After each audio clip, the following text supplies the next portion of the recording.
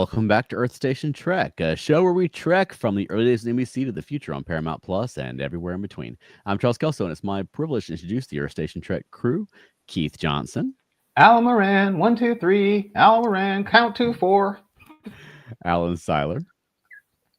I wish I'd thought of something clever to say, so I'll just say hello, everyone. And Veronica Dashel. Hi. And welcome back, Keith. We've been missing you. Thank you. Yeah, I miss doing this too, but I was eating barbecue, and as I discussed with the team, beef tongue. So Okay. I was eating exotic meals. Nice. You told me that, and I was like, that was a very Texas story. I know, right? Totally.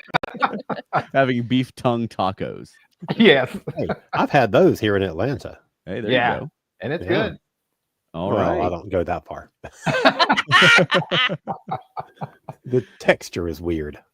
I can imagine. I don't like it. My food's tasting me back. Something's wrong. Yes. There you go. All right, so we're going to be talking about the Gimmick episodes of Star Trek tonight. But first, a little bit of Star Trek news. We had an announcement about this comes from TrekMovie.com that there's going to be a Star Trek presence at Comic-Con International, which kicks off July 24th. And the Star Trek panels is happening Saturday, July 26th, and promises exclusive first looks, reveals, and surprises, along with specific panels for 2 shows starting at 12:30 p.m. Pacific time and running for 90 minutes. The Strange New Worlds panel will have cast members Rebecca Romaine, Ethan Peck, Jess Bush, Christina Chong, and Paul Wesley, as well as executive producers and showrunners Akiva Goldsman and Henry Alonzo Myers, and executive producer Alex Kurtzman. And then for Starfleet Academy, guests will include Holly Hunter, Sandra Rosta, Kareem Diane, Carice Brooks, George Hawkins, and Bella Shepard, plus executive producers and showrunner Alex Kurtzman and Noga Landau. The moderator for the event is Robert Picardo, who will be reprising his role from Voyager and Prodigy as the character of the Doctor in Starfleet Academy. It's awesome. So I'm hoping we'll finally get something about Starfleet Academy. It sounds like we're going to, because half the cast is there, and it's all the newbies, except for Holly Hunter. Right. Yeah. But yeah, that's really exciting. Technically, And she's a Star Trek newbie. well, yeah, but you know who she is. You don't know who any of them other people are. Yeah. Right. And that's what you expect for the Academy. It's supposed to be the young people. So I like when I can get to know an actor as a Star Trek character rather than a character that I'm an actor that I'm already familiar with in a Star Trek role. Yeah, I agree with that. I was just thinking last night about how when I first got into Doctor Who, way the hell back in the early 80s, I didn't know any British actors. So I was able to, no matter what episode I was watching from whatever period of the show, I got to just invest in the story, in the character, without it being an actor playing a role. Mm-hmm. And I kind of like having that experience, and I'm kind of hoping that I get to know these actors because of the characters. Like, I don't bring the actor's resume into a character. I want to meet the character fully as who they are. So I'm looking forward to it. I think it's going to be exciting. Yeah, I mean, given that I was watching Star Trek when I was so young, I think probably the first actor that I knew before he was on Star Trek was Scott Bakula, that I was familiar with from a different show. I can't think of any other of the Star Trek characters. I just knew them as people from Star Trek. You know? Yeah. I mean, I kind of knew LeVar Burton. Oh, that's true. I knew LeVar Burton, but yeah. I'm completely different, y'all. Since I started watching Trek when I was 6, and it was the OS, and I grew up watching westerns, so there was almost nobody I could find on Star Trek who hadn't been in a western. Or Jeffrey Hunter. Or Jeffrey Hunter was Jesus Christ before he was Captain Pike for me. So there you go. Completely different. Yeah. That's a heck of a lineup, Charles, that they got there. That's going to be a big turnout, I bet, for Hall H. It's going to be a big panel. And hopefully we'll get some info for Strange New Worlds. But really, I mean, I got to see something from Starfleet Academy. Show me characters in uniform, clip, a name, something. So far, they've got anything. Some pictures of that big set they've been bragging about for years. And we're going to get that stuff. That's what they're saving it all for. Something I've heard behind the scenes from Garrett Wong and Robert Duncan McNeil and the guys on what is it called? The Decon Chamber podcast, is that Jonathan Frakes is known for sometimes spilling, and who also who else is known for spilling and has to be talked to a lot is Robert Picardo. So, the fact that he's hosting this, I'm sure they've had a talk with him. Because to your point, Charles, people got to ask him what's the whole thing with the doctor, and is it doctor what he's been doing for the last 900 years, and I don't know how much they're going to let him say, and he loves to talk. So that'll be he's going to Dragon Con too. Oh, yeah, that's right. Yeah, that's right. Can't wait. Yeah, I can't wait either. All right, Keith, we have some This Week in Trek this week. We do have some This Week in Trek. This is just all like old stuff, but I thought this is really relevant given that we had a really good discussion on mental health a few weeks ago. And that was on the 6th of July, 1966. The final draft script was submitted for Dagger of the Mind. Okay. And Veronica, do you know that one? I'm always asking you that question. I probably know the episode once you start describing it, but I can't connect the title with an episode. That's the original series episode where they go to what they claimed is the last group of mentally ill people in the known galaxy. And there's a mad scientist there for some reason who's running the facility. And they have a chair they put you in that can basically relax you and help you heal. And turns out he's a psycho, and he puts Kirk in the chair, reprograms him. It's the one. Well, see, you probably don't remember that. It's the one with Helen Noel, this really good-looking woman. I remember Helen Noel. I know. Who doesn't? To help you, Veronica, it stars the actor who played Lieutenant. He played a detective on Barney Miller, or chief of detectives. That'll help her. Yeah, that's going to help me so much more. I know, right? But it's an interesting episode. I thought what was interesting about the episode that stays with me is Kirk said it was literally the last group of mentally ill people in the known galaxy, at least in the Federation. That's a heck of a claim for the future. Mm. Yeah, it's notable for being the first episode with a mind meld. Yes. Yeah. And the guy who played Captain Tracy later in the episode with the communists and the Yangs on that planet, he played Simon Van Gelder in the episode. If you see it, you'll probably recognize it, Veronica. It's actually a very good episode. It's one of my favorites. I'm glad Charles brought up the Vulcan mind meld too. Another one, let's see. Talk about gimmicks. 1987. This is something we could do a whole show on this sometimes. When does it work when you 100% copy and revisit an old idea? 1987 was the first day of filming on the TNG episode, The Naked Now. Thank you for saying it correctly. Right. Naked Now. Which was a complete copy and ripoff of the classic The Naked Time in the original series. A sequel, not a ripoff. Yeah, well, you're right. I guess it's a homage. I really don't like that episode. Did y'all like Nobody likes that episode. Once you started talking about it and you were like, at 87 and original series, I was like, I know what episode that is. I don't remember the episode name, but I knew what you were referencing. Yeah, it's a really horrible episode, really. Well, it was too early in TNG's run to have them all acting goofy. Yes. It was like episode 3 or something. Yeah, right. Really early. Right. And anybody who's ever acted knows there's like 2 or 3 things that they say challenges any actor, one of which is acting drunk. And nobody on that episode does a good job of acting intoxicated. It just doesn't work. So, yeah, the less said about that. I consider that what we would call a gimmick episode. Okay, I do like the flirty scene between Crusher and Picard, though. I think Crusher was really, really cute in that scene where she's like being all giddy and silly, and I thought that was adorable. True. And I did kind of sort of here. It depends on your mileage at Wesley Crusher. I thought it was kind of funny when Wesley was kind of sort of wanting to be commander. There's the whole where he wouldn't let people in the room unless they swore loyalty to him. But other than that, yeah, it's a really forgettable episode. Okay, let's go from ridiculous to the sublime.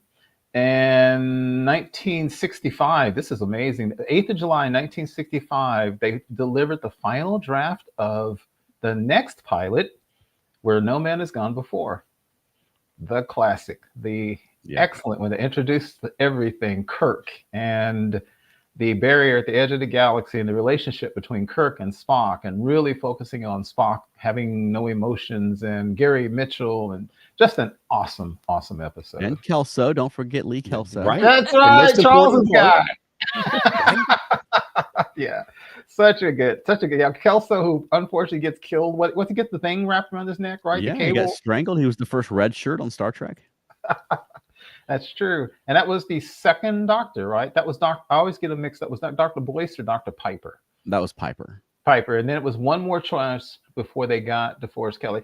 I didn't know this until I read this recently, but DeForest Kelley was always Gene Roddenberry's choice for Dr. McCoy. Okay. Something happened where they couldn't get him at first. And he was another one who you saw in a million other Westerns back in the day. So that makes sense. Yeah. Here we go. Talk about tonight's subject. 1968, 8th of July. First day of filming on Brain and Brain. What is Brain? A classic so bad it's good episode, as opposed to so bad it's bad. Yeah, it's fun. Yeah. It is, I think. Right. I think it is too. It's a good episode. Another one that was good, 1991, the final draft of a classic, and I know this resonates with Matt and Elaine, Darmok. It's just one of the best. One of the best. Yeah. Everybody speaks in metaphors, and I got just a couple of more. Forgive me, guys. I'm gonna skip that one. This one I did because I think you like this one, Charles. I can't remember. 12th of July, 1968 was the final draft. I find this interesting because it's a third-year episode that I didn't love as a kid, and I've come to like as I get older. Is There in Truth No Beauty? Yeah. Oh, yeah, that's a good one. That's the one with the Medusa and Veronica, in case the name doesn't make sense to the introduction of the Medusa and where Spock goes crazy and stuff like. It's a third season. Third seasons can be a little slow, but I've come to really like that. Diana Muldaur in her second appearance in Star Trek does an excellent job in it. And the last one, again from the sublime to ridiculous, the 1968 was the first day of filming of one of the worst episodes of the original series, The Mark of Gideon. Okay. Yeah. And that goes with health and healthcare and everything else. Veronica, that's the one where Kirk is put on an exact duplicate of the Enterprise because there's a weird planet where there's so many people. There's literally no space where anybody can even be alone for 1 second. So they basically want to use Kirk to create a plague that kills a whole bunch of people on the planet so they can have space to move around. And the puzzled look on her face shows what the episode is like, because it's really awful. It's like being at Dragon Con. Right. And the only reason, Veronica, it's even worth a mention, it's 1968, and when Kirk basically asked the people, he says this, so this is a big deal in 1968 on primetime. Kirk asked the leader of the planet, why don't you just use contraceptives? And the dude says, it's against what we believe. And if you cut out things like vasectomies and so forth, their bodies regenerate everything. So imagine that conversation in 1968 on primetime television, discussing contraception and so forth. Other than that, it's a horrible episode. So they were against contraceptives, but not against killing half the population. Do you watch the news? I was about to say, oh wait, that sounds like a certain group of people. Yes, you got it in one, Veronica. That's literally the part. That's literally the point of the show. And the leader uses his daughter as the vector to introduce the deadly plague onto the planet. It's that's the episode. And that's this week in Trek history. Go out on a good one. Awesome. Well, this week with Strange New Worlds coming back soon, and Strange New Worlds is sort of known for their gimmick episodes. Alan, you suggested that we talk about sort of the gimmick episodes of Star Trek. So did you want to cue it up? Sure. First, let me get a couple of comments. Elaine Swetman says naked. Yeah. And she also agrees that that was too early in the first season for that kind of episode, but she loves the silliness. She says, but there's a Kelso alive in Next Generation, the quality of life. Excellent. Not the same. There's a Kelso? And then she says, Timba, his arms wide open. Yeah. Yes. Iconic. Okay. So yeah, I was thinking that as we're getting ready for the next season of Strange New Worlds, which happens next week, we know that we've got a couple of gimmicky episodes coming up this season. One, another, Vulcan hijinks kind of episode, and then another one that looks like it might be, like a clue game come to life. So I was thinking, this isn't the first time that Star Trek has ever done these kind of things, but it stands out more noticeably when you only have 10 episodes per season. Right. So I was kind of thinking of some of the things that they've done in the past that could be considered sort of gimmicky. And I thought it would be kind of fun to take a look at those as we get ready for the onslaught of, a whole season, i.e. 10 weeks of Strange New Worlds. Yeah. So I'm going to be very interested to see kind of how each of you approach that topic and how you sort of define what you think of as a gimmicky episode. I have some in mind, and I have two huge ones, but I don't want to lead off with those.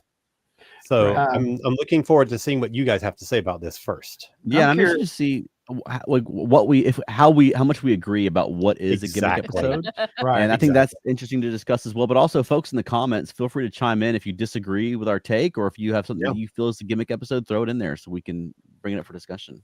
Yeah, and I'm curious to see how many of the gimmick episodes we like, because one of the things about Star Trek and any show is sometimes a plot seems so incredibly contrived to do that thing they just want to talk about that sometimes, but sometimes they do it and it feels obvious, but it turns out good. So I'm curious to see how that goes. Right. And sometimes it can be nothing more than a matter of like a big stunt casting. Something to hang your ratings on if you're doing like a May sweeps week or something. That's old school television talk. Yeah. One that and this is not one of the ones that's on my list, but it's one that I'm wondering if you would think maybe this could be a gimmicky episode. And I'm saying that only because of the reputation it's gained over the years and the sort of catchphrases that it has generated, and that is Timba, his arms wide open.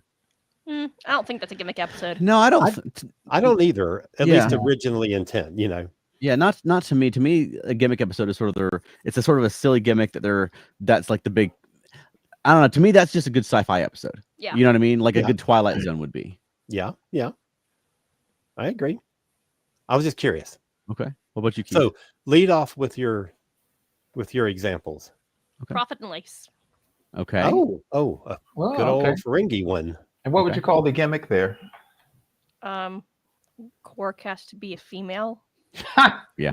I mean, I think. Yeah. Next week on Deep Space Nine, and I mean, I haven't seen that trailer, I'm sure, in 30 years, but I'm certain that it was Quark as a woman in the trailer. Yeah. Right. Yeah. The reveal. Right. And for those of a certain age, which is anybody under 50, there was a time when people like Milton Berle and Flip Wilson made whole careers out of doing this, because it used to be a big deal for men to dress up like women and do all the goofy stuff. And there's a whole movie about it. My God, what's the movie? Tony Curtis and Marilyn Monroe and Something Like It Hot. Something Like It Hot, right? So it was in a proud tradition. Yeah. Okay. When you said there's a whole movie about it, I was thinking Medea. There's a whole franchise about. Oh, right. How could I forget that? I was thinking Mrs. Doubtfire. I feel like this shows when we grew up. Right. Yeah. I really don't like that episode, Veronica. So that's a gimmick. I forgot about that's a gimmick. It did not age well. No, it's on most lists of worst of DS9. As a matter of fact, it comes up a lot when they talk about worst of. Right up there with Move Along Home. Right. It's kind of Armin Shimmerman is a fantastic actor, but all the little stuff he does to kind of pretend to be a woman, it's over the top. It's almost as bad as William Shatner filing his nails way back in Turnabout Intruder. Right. Do you like it, Veronica? Yeah, I enjoy it. I could. There are issues with it now, but I see what it was trying to do, even if that comes across very, very poorly these days. Mm-hmm. But it's a fun episode to me. But I mean, I also like Move Along Home. So. Oh, there's nothing wrong with that. Yeah, Move Along Home is a great concept, even if it was, not the best execution. Yeah, exactly. I feel like it would have been handled differently if it was in even season 2. Oh, I agree. It wouldn't have been quite so weird. Yes, I totally agree with that. Had it been later in the series, it would have been a much different, much darker, much grittier tone. But I think it kind of suffered a little bit from silliness in the first season. And, it's at a time when not all the characters all the actors have quite settled into their characters yet. Mm-hmm. So I don't know. I feel like some of the performances are a little shaky, but yeah, it's still conceptually, I still love it. Yep. All right. So we have already got a bunch of comments. So I'm just going to get a couple right now, and that's going to lead off some of our discussion. My buddy, Wendy Darling, who I haven't seen in a good while, I think since January. I listened to the soundtrack of Subspace Rhapsody so many times it completely wrecked my Spotify Wrapped results. That was the best Gimmick episode ever. And seeing it performed live at DC last year was fantastic. Look at that, Veronica. Yeah, we're doing it again. I'm back as Pelia. Most of the cast is back. Some in swapped roles. Some new people. And we got some new fun things that we're doing. So definitely come check it out. Hopefully we will have a bigger room. Room has yet to be confirmed. Day has yet to be confirmed, but we're assuming Friday afternoon at some point is the most likely thing. So definitely come out and see it. Holy crap. I just realized Dragon Con is like 6 weeks away. Yeah. It's like 49 days away. Whoa. Or 50 days away. I don't remember. It was someone posted in the Subspace Rhapsody Picture Show cast chat. It was Dragon Con 50 days. And someone said, thank you, 50. So bigger people will get that. Okay. Elaine says, and don't forget Bugs Bunny. Mm-hmm. I have no idea what that means. In reference to Profit and Lace. Yeah. Bugs Bunny and Drag. Yeah. Oh. Holy Charles, cow, I'd forgotten about that. Charles, what did you think of Profit and Lace? I mean, it's fine. It's not one of my favorites. It gets silly as it goes along. I think I don't change the channel. I mean, it's still Star Trek. Right. Yeah. And Matt Sweatman says, one that we recently saw, this is he and Elaine, who you can follow on Elaine and Matt Watch TV, and they do live chats of Star Trek episodes as they watch them. One that we saw recently that I would call a Gimmick episode in TNG's Rascals. Yeah, that's the one. That's the next one I was thinking of. Yeah. For those who aren't watching, I'm holding up my notebook and crossing out one line because there goes Rascals. It was on my list too, Matt. Nice. Well, go ahead and say what you were going to say about Rascals. Then that's a good. Really. Because it's a true gimmick. Because they just wanted to make everybody be kids and see how they would all act as kids. And and it's fun for the kid actors. And they wanted to have Guinan be a kid. Ro was incredibly serious and uptight, so they want to have her a kid. I think the funniest performance is the young actor they got to play Patrick Stewart. That wasn't a relative, was it? That wasn't his kid or anything, was it? No. Okay. No, but he previously played his nephew Renee. Yes, that's it. So they just wanted to do a silly episode. I was listening to a completely different Star Trek podcast on YouTube the other day, and they cite this episode as one of the examples of how it's like, you do that list of the top 10 things about Star Trek that makes no sense, and they're like basically a bunch of idiotic Ferengi took over the flagship of the Federation. Just we're losing you, Keith. Yeah, Keith, you're really away. And the kids. It's a fun episode. Can't look at it too close. Your internet was struggling there for a minute. Yeah, it went really, really slow, and then just went. I'm still connected. What do you? Alexa, temperature. What did you want to say about Rascals? You guys still there? Alexa, stop. Tonight, okay, excuse me there. I mean, that was pretty much everything that Keith said was my thoughts on it. Okay. What about you, Alan? Oh, I love it.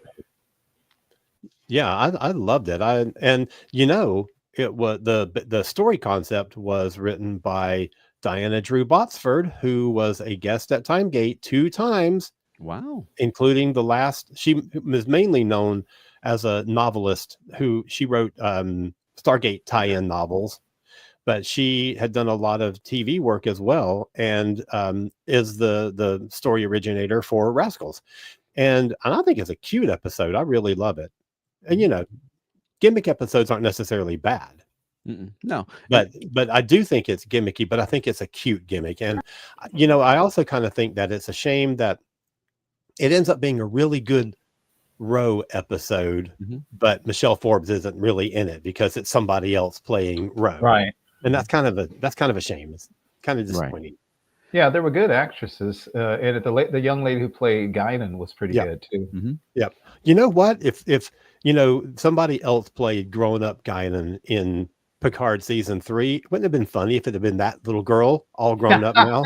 Yeah. Yeah. That would have been amazing. Awesome. Yeah. I never thought about that before.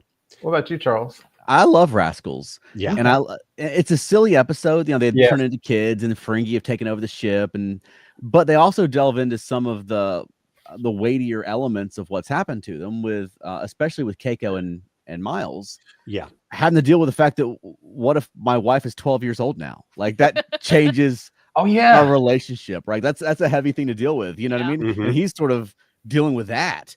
And also she's dealing with the fact now her daughter doesn't recognize her, which, I mean, that's tough. You know what I mean? So it's not just the fun and games of, hey, these people are all kids now and they're going to fight the Ferengi, but also, I mean, dealing with how it affects them as people. I think that's a great element, but also with Ro, the fact that she never really got a childhood because she grew up on occupied Bajor, and now she has a chance to be a kid for a minute. And I think Guinan is a great person to sort of lead her through that. It would have been kind of funny if Guinan just looked exactly the same.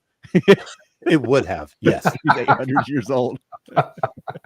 It was also to what you're saying about that, Charles, because one of the things was Keiko was in a child's body, but she had every bit of her mind. So she was still a woman in a child's body. So that is very strange to have to deal with. Oh, yeah.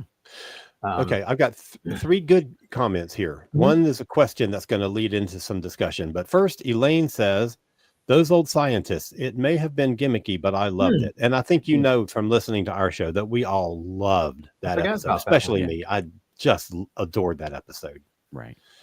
Michael Phillips has a question. What would be considered a gimmicky episode of original series? Would I Mud or Piece of the Action be considered a gimmick? Cross a couple more off my list here. Yes. Absolutely. A Piece of the Action and Cat's Paw are both ones that came to my mind. But Veronica, I know you love Cat's Paw. Did you want to talk about it? Yeah, I mean, it's a gimmicky episode because it's basically like it's the Halloween episode, and it's like, the only holiday episode of Star Trek. Yes. Yeah. Wow. And it's just there's just a lot of weirdness going on. There's like basically magic happening and other stuff going on, and it's a little like not spider but little thing is the actual alien, and black cat and witch's brew and creepy castle and witches and skeletons, and it's old-fashioned Halloween. The witches at the beginning are actually kind of creepy. I think they're from Macbeth. And there's the funny line where even Kirk is a little taken aback, and he says comments, and Spock goes, very bad poetry. And he looks at him and goes, a little more useful comment, please. It's also funny because the special effects, Veronica, you mentioned the black cat is obviously somebody's cat that they just projected because it just doesn't work really. But what are you going to do? I've always enjoyed the episode. It's fun. I think it's harmless fun. Yeah. Okay, so now I want to share a fact that I never knew before right now. And 2 people have given us this fact who must be watching on 2 different places, so they don't know that each other has commented on it. But Elaine told us that the little girl who played Guinan, young Guinan, had only had 1 acting role before that, playing Whoopi Goldberg's character in Sister Act. I never knew that. So there's that connection. And Eric Watts shared the same thing. Eric.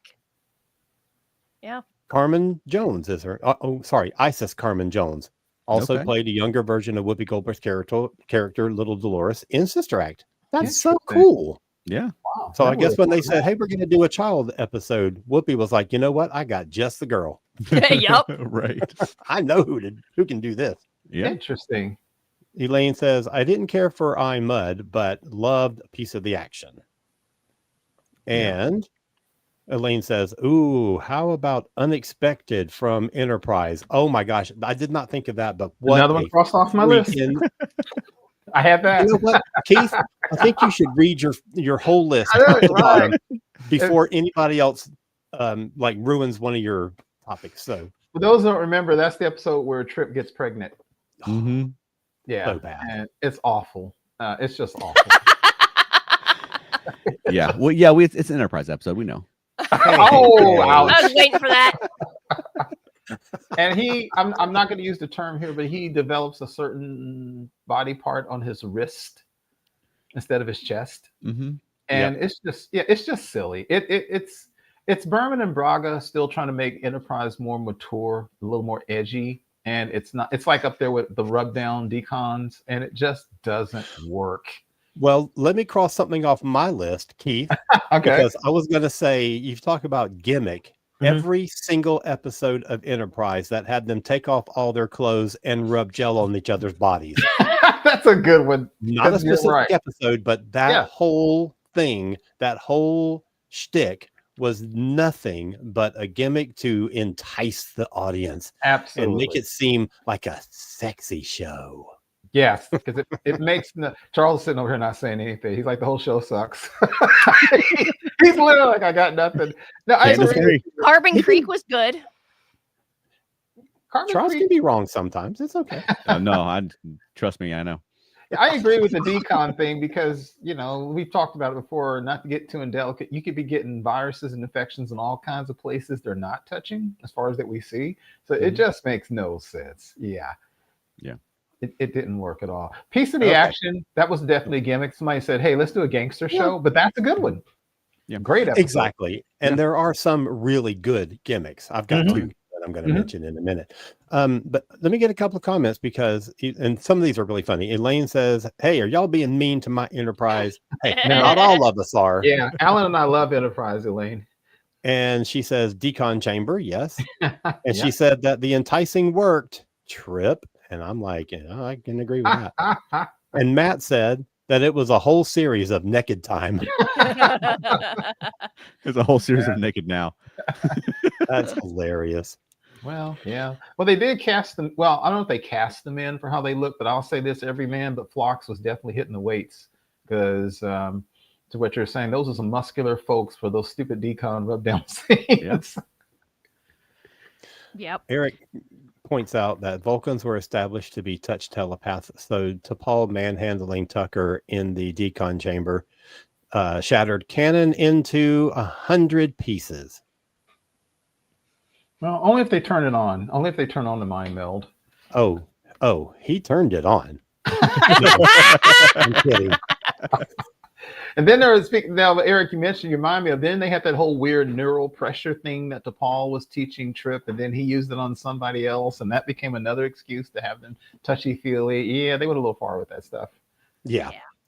And Matt says that he likes 90% of Enterprise better than a certain two-parter of TNG. Okay. Tom Zero? No, not that one. I think they liked that one. Descent. I know there's something. Oh, I know which one he's talking about. Which one? He's teasing. You remember how he made a big deal about not liking Armageddon Factor, or no, whatever it's called, Taste of Armageddon. And we all kind of ribbed him about that. Well, he's got another one coming up that everyone on the planet loves except him. Oh, this will be interesting to see that. Yes. Very interesting. Okay. Michael Phillips says, yes, it was hard to decide who had the better chest, Scott Bakula or Jolene Blaylock. I didn't think it was that hard, but go ahead. I would say Matt says, he's talking about the one that they're currently watching. Yes. Okay. Okay. Tune into Elaine and Matt Watch TV on Facebook to find out what that is. Well, to go ahead, what Matt and Elaine have been watching, a gimmick from TNG is absolutely a fistful of datas, which they just watched. The Western, the TNG Western with Brent Spiner really, really, really cutting them, overacting, and just it's a goofy. He's playing a whole town, Keith. He's got to overact. Right. Don't you want the man to do? Right. He's playing the entire Old West town. Yeah. Because Alexander, instead of doing what he should be doing, which is learn to kill people with a batlet, wants to go to the ancient West, which always bumped me. They keep calling it the ancient West. And then it's just it's fun. It's one I can watch and it's fine. Oh, sure. It's fine. Yeah. But so would you also think that the Robin Hood episode is a gimmick? Yes. Yeah, I think it is too, but I think it's a really good gimmick. It is. It's a very good one. I think it's about far 30 minutes superior. in. It's a really good gimmick. It takes a while to get to the Robin Hood part. Y'all remember when we rewatched that for our show, and we're like, "Holy cow! The Robin Hood stuff takes like half an hour to get to." Right? Yeah, and that's what everybody remembers. It's a very good. The fistful of Dave, like you were saying, Charles. When Data, the way he overacts when Brent Spiner goes, "I want my boy, Sheriff." I mean, he's trying to channel Lee Van Cleef or something like that. For those old enough to know who Lee Van Cleef is, but it's a fun episode. I can that, like you said about the other one, Charles. This is not one I turn away from. I have a good time with it. It's funny at the end because it was directed by Patrick Stewart, which is kind of a big deal. Right. And the very last scene, the Enterprise literally turns away and flies off into the sunset, just like a Western. So it's a fun episode. Yeah. Okay. Oh my gosh. So we picked a good topic because we've got like comments coming left and right. Elaine says, I didn't like Fistful of Datas as much as I liked Time's Arrow. Wow. And I'm the exact because Time's Arrow was really good. And I'm the exact opposite. I like Fistful of Datas more, believe it or not.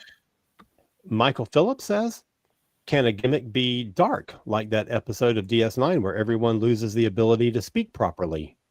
Oh, I totally agree. Yeah. Yeah. I don't know. That seems more like a stereotypical sci-fi trope than a gimmick, I guess. To me. Yeah, I mean, it can be dark, but yeah, Babel, I just think of as a sci-fi episode. Yeah. But, your mileage may vary.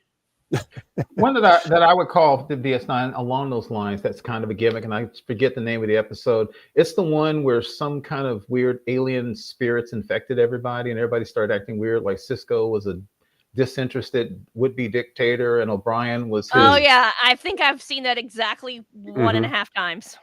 Yeah. That's kind of a gimmick because it's accidentally come on Pluto when we started watching. And that's kind of a gimmick because it's one of those, they just wanted them to kind of do different characters, and actors love it because they get to overact, and it's just goofy, and Dax is ridiculous. And it was, of course, in the first season. Right, yeah. But that's also not a bad one. I'll watch that one. Okay, Elaine says, oh, I love the Robin Hood one, but it helps that we had just watched the Errol Flynn Robin Hood movie. So did I. Isn't that one Cupid? Yes. Yes. And Sarah Rose says hi. Hi, Sarah.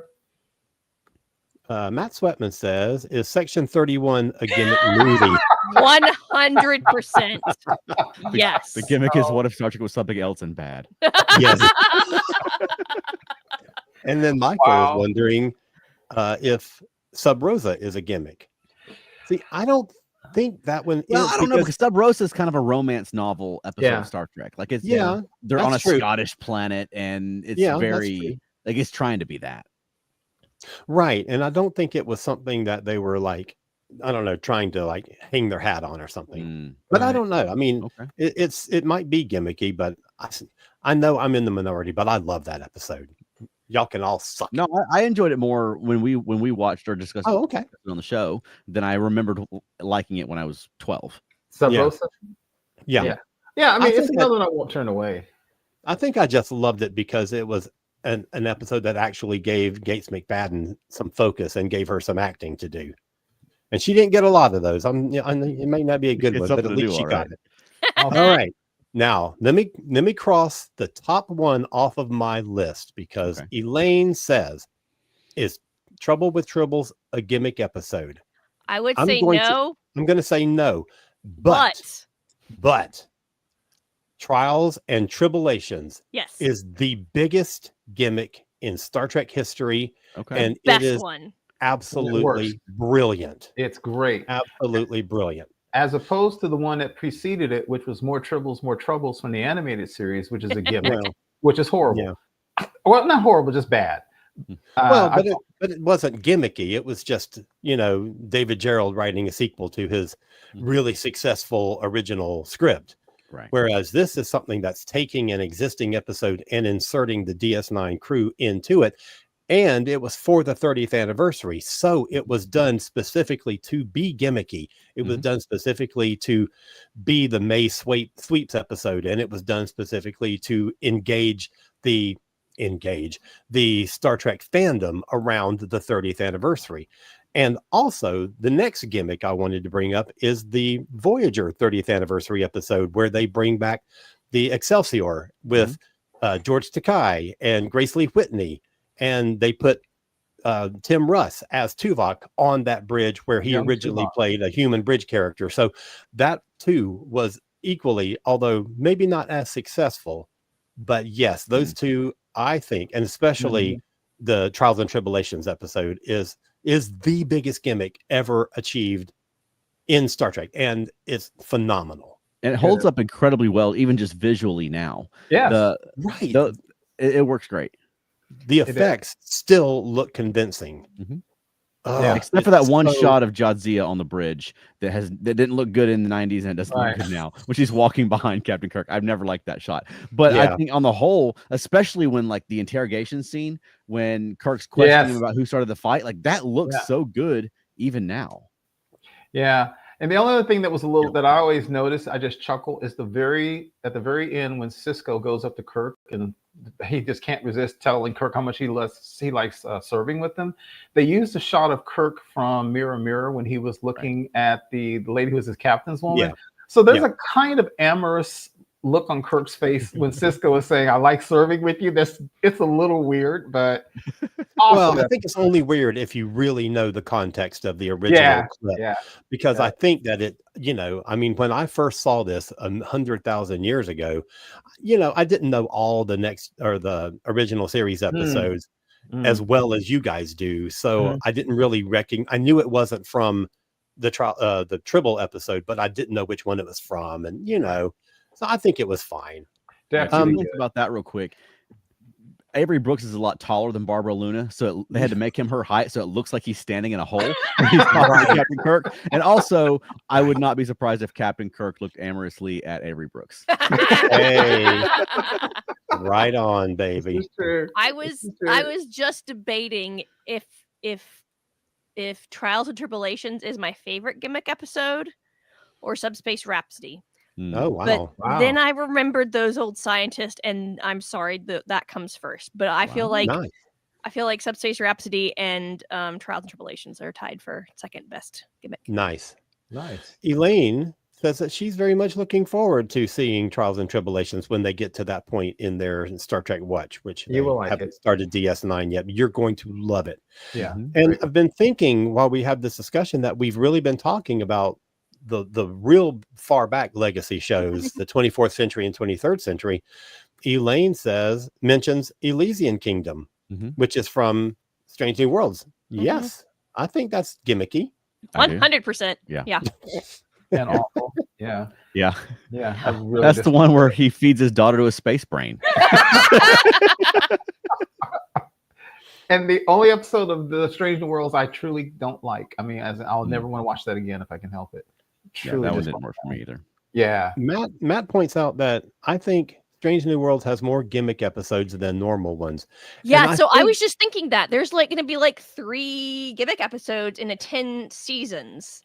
Yeah, 10 episode season. An episode season. Yeah, that's what I meant. Right. That's but I crazy. think that the gimmicky ones stand out more. So you don't really think about some of the, quote unquote normal episodes as much as those things come to mind. Right. So it may seem like there's more. Yeah. Right. It's like a quarter gimmick episodes. Yeah, and they also, it's a quarter as far as runtime, but they suck up a lot of the air in the room because people talk about them there's no Ad Astra per Aspera stage show at Dragon Con. You know what I mean? It's not a musical. Where you're reenacting the court scene. Right. But the gimmick episodes I think capture people's attentions, and that's why they do them. Sure. I want to name one before we run out of show because we're getting close. Because I even wore my hat for it and everything. Is Take Me Out to the Holosuite. Yes. Nice. Oh, another good one. Yeah, and it is a good one. It's definitely a gimmick where the DS9 crew are now on a baseball team against Vulcans, and I think it's a wonderful episode. Absolutely, and it's a lot of fun. It has a lot of character building in it, and I think it has a good moral message that gets overlooked a lot. Where ultimately they score a run, and they lose the game, but they celebrate it as a victory because they came together as a team and they scored against the Vulcans. And there's a scene at the end when the Vulcan captain is saying, this is a manufactured victory. And they're like, to manufactured victories, because you hear so much just in our culture about people giving participation trophies and things like that, as if, a child's team isn't successful if they don't win the game or win the tournament, when really just playing the sport and doing well and working together is a victory in itself. Right. Yeah. That's I know Elaine hasn't seen that one yet, but when Elaine, just so you know, when you get to it, that's in the whole thing. I know about the Dominion War, and it's all about Deep Space Nine does an excellent job of doing some lighthearted shows in the middle of all that tragedy and war. Right. And and this is one that's, gosh, I literally almost said they knocked it out of the park, and I did not mean to be clever. It's awesome. Oh, Keith, you're so funny. It is such a great episode. Yeah, I love that episode. It's just one of the best. Just absolutely. Okay, a couple of excellent questions. Elaine asks, were there any gimmicky episodes in Discovery or Picard? Going back to Picard as much. I think, but kind of like what you were saying about the decon, I think going back to the 20th century and that horrible season of Picard was a gimmick, and I hated it. The whole second season of Picard was a gimmick, and bringing Q in a way that makes I still don't understand what happened in season 2 of Picard. I just don't want to go back and watch it again to try to understand. So I think the whole 20th century visit and having a stupid 10 forward and all that crap with Guy, I think the 20th century stuff was gimmicky, and I hated it. Yeah. Never again. Yeah. Discovery. I don't know if it was gimmicky as much as it was budget saving. and it was, they're trying to shoot during the pandemic. Exactly. Yeah. One that springs to my mind from Discovery is the one where Harry Mudd comes jumping out of a space whale and puts him in a time loop. Yes. Yeah. And it feels very atypical for Discovery, especially at that time. True. It was very grim. Yeah, but that one feels more. But again, I mean, to me, it's a sci-fi episode of the week. I think it feels gimmicky because it's so off tone for Discovery of what they were doing at that time. But it's not gimmicky. I think Harry Mudd jumping out of a space well with a time machine, with a time crystal, is pretty gimmicky, but I mean, they weren't all tap dancing or anything. But I mean, I think that's actually a really good episode. It was one of my favorite episodes that season, so I don't dislike it at all. But I think as far as gimmicky, that the first one that springs to my mind. I remember us talking about that, because that's one of the first ones Discovery I truly can't stand that episode, because I don't like that Harry Mudd portrayal at all. Oh no. Okay. I don't care for him either. Not at all. Yeah, I don't like that. Speaking of a gimmick that somebody comes back, I think the DS9 episode Q-less is a gimmick that just doesn't work. That's when they force feed Q and Vosh onto Deep Space Nine, and it just does not work. Right. Q was so popular, like, we got to put Q on Deep Space Nine. It doesn't work. I mean, okay, so Cisco punched him. Okay, the whole joke Picard never hit me. Other than that, that's a forgettable episode. It just doesn't work. Totally. I agree. Okay, hang on. I got some things here about what we're saying. And this is a point that I was just about to make, but I'll let Matt make it. He says, I think the series that are heavily serialized tend not to have the opportunity for gimmicks as much. And I agree with that. I think there aren't that many gimmicky episodes in Picard, and also, I guess, to a lesser degree, Discovery, because of the kind of stories that they're telling and the way that they're telling them. Right. Yeah. A good question from Michael Phillips. What is at the heart of what makes something a gimmick? Is it that it's cheesy, comical, repetitive, too fanciful? Nope. Is it something that happens to everyone, like Rascals or Subspace Rhapsody? To me, it's one where they're doing something that seems like they're intentionally trying to get people's attention, like they're intentionally either trying to make it something that they can promote a week or two ahead of time to say, hey, watch this episode because this goofy ass thing is going to happen, or it's one that's designed to get the audience to talk afterward. And I think, for example, if you throw the TNG cast into a Robin Hood movie, that's one that's designed either to be a good trailer or to have memorable lines that people will quote for the rest of their lives and will make people want to talk about that episode. And it's not a gimmick. I mean, that's a gimmick, but the difference is, if you think of something like Yesterday's Enterprise, it can be kind of considered a gimmick if you're saying we're doing this big switcheroo and everything's going to be changed. But I think that was one that it wasn't done intentionally to I don't know, make a good trailer or to like intentionally like spur the audience. It just happened. Mm-hmm. It was such a freaking good episode that it became a classic in spite of the enticement of a gimmick. Yeah, and I don't think it necessarily needs to be fanciful or comedic or silly. Right. One that sprang to my mind that before we did the show was Sunkatse when 7 of 9 fights The Rock on the wrestling ring or whatever it was. You know what? It's just an episode of the week, but the fact that it's The Rock and they made a big deal about 7 of 9 is going to fight The Rock, and that was before he was an actor. That was one of his early roles. That to me feels like a gimmick because you're trying to get the WWE audience to watch, and it's something unusual for the show. Not necessarily silly. You watch it now; it's just an episode of Voyager.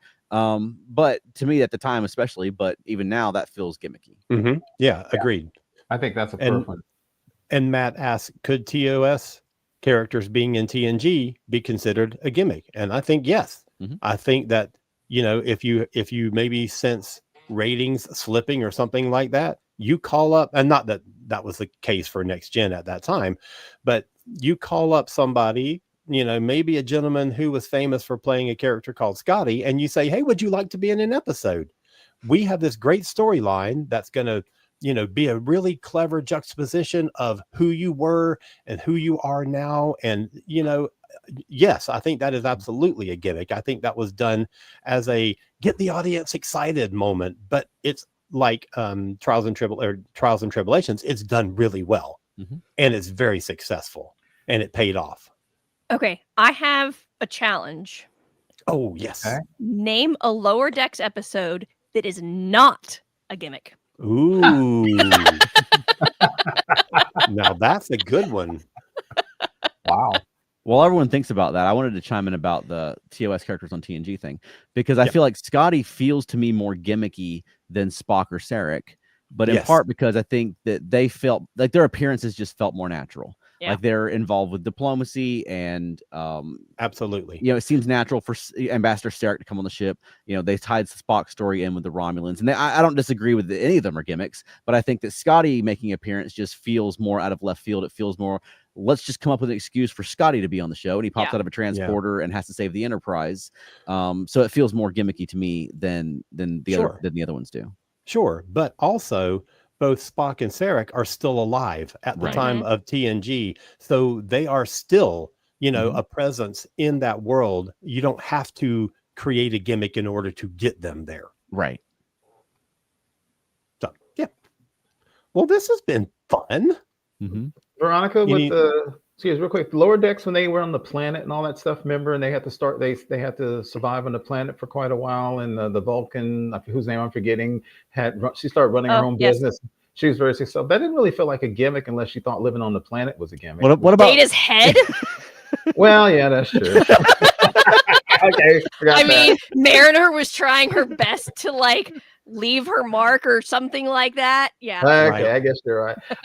Before we don't have to discuss because it's been spoken about a billion times, but go back to the original series, and it's the Way to Eden. That is an absolute gimmick from that time period, because they basically put hippies on the Enterprise, and they wanted to, and then they did goofy songs, and then Kirk weirdly became the voice of kind of like intolerant authority, which made no sense for Kirk, even though he's a military man. That was an absolute gimmick for the time, and now it's a cheesy classic. Right. Yeah. Well, this has been fun. I love that we got so much participation this week. Oh yeah. We could have kept going. Now we think really about that. The surface. Yeah. Absolutely. And next week we're going to be talking about the first episode of the new season.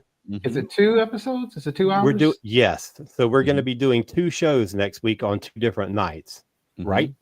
Yes. Yes. We're going to do our regular Thursday night show, and then we're going to follow that to talk about the second episode on Monday. I think Isn't so. That but right? Keith was out of town, so I don't think we have it firm yet. Oh yeah, I was like, huh? I don't know. Yeah, he's like, what? that's what you get from running staff meetings, Keith. Yeah, I could do that. I could do that. Yeah, that was the plan for Thursday and then Monday. So we can do 1 episode and then 1 episode, and for one, we don't have to watch 2 episodes before we go live, but also we want to focus on each one. Yeah, there's going to be a lot to talk about. Is anyone trying I'm not going to be here on Thursday. Ah, that's right. Sorry. Oh, Yeah, but I'm gonna watch it that morning. I'm gonna call and leave a message on the phone. There you go. Do that. Exciting. Okay, let me get two last comments really quickly. Eric Watt says, we're talking about gimmicky episodes, but what about a gimmicky series flip? Wouldn't you agree that introducing Borg Barbie in Voyager's 4th season was a gimmick? I think yes. You could call it that because she was gimmick. Yeah, I mean, she was a great character. Being a great gimmick. It was done specifically to, tantalize the audience. Yeah. Yes, I agree. We have a sexy Borg now. Come watch our show. Right. And then Elaine shares with us the most important comment of the night, and that is Space Daddy will be back next week. But not at Comic-Con because Captain Kirk's going to be there instead. Yeah. Yep. That's right. Is anybody rewatching the last season of Strange New Worlds to prepare for this? We were doing that right before the episode. Yeah, we were watching the season finale from last year because it's been 2 years since I saw it. Yep. I know it has been 2 years, but I'm too busy watching Murderbot at the moment. So yeah, I'm going to rewatch the entire season. I'm going to start tomorrow. So okay, excellent. But it's only 10 episodes. Not like I got 26 to watch. So that'll be easy. Right. Well, this has been fun, guys. Very fun. This is great. It's been good. Good idea. Alan, where can people find more of you? Head on over to cosmiccreative.com, KOZMIC creative.com. And how about you, Keith? You can find me on Facebook, primarily the ESO Network Facebook groups. And how about us, Veronica? Feltnerdy.com. That's right. We've got a couple of library shows coming up here in a few weeks, and then we'll be getting ready for Dragon Con because the clock's ticking. We'll be all over the place at Dragon Con. Yes, including the Subspace Rhapsody picture show. Come check it out. Even if you saw it last year, you did not see everything. We have new stuff, including some stuff that I can't talk about, but I will tease that Christina Chong asked for something that she wanted to have in the episode, and she wished she had in the episode, and we will be doing something similar. Okay. And get there early. Yes, get there very much early. Like the thing Ford is loading in, get in line. And where else can people find us? Monkeying Around, a podcast about the monkeys. That's right. And do you have a closing for us this week? I am not a merry man. Hey, perfect. Hey, that works. Oh, that's awesome. Yeah, right, we'll join us live next Thursday at 8 p.m. Eastern. Next Thursday. We'll be talking about Strange New Worlds.